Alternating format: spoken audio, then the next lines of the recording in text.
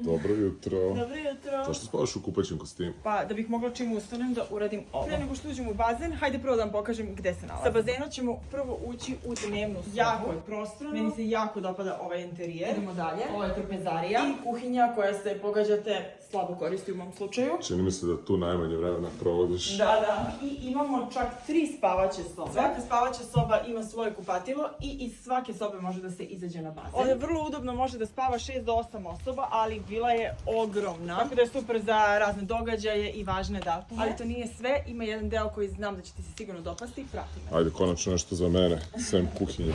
Ovo ovdje je letnjikovac. Ja sam čuo da se ovo zove lounge. Zove ga kako hoćeš, ali poenta je da ovo je jedan prelep deo za druženje. Ima bar da možemo da pravimo koktele, napolje i roštilj koji ćemo da probamo u nedelju. Ovo je vila W Hill koja se nalazi na pola puta između Kraljeva i Kragujevca, a pišite mi u komentarima ukoliko znate kako se zove ovo mesto.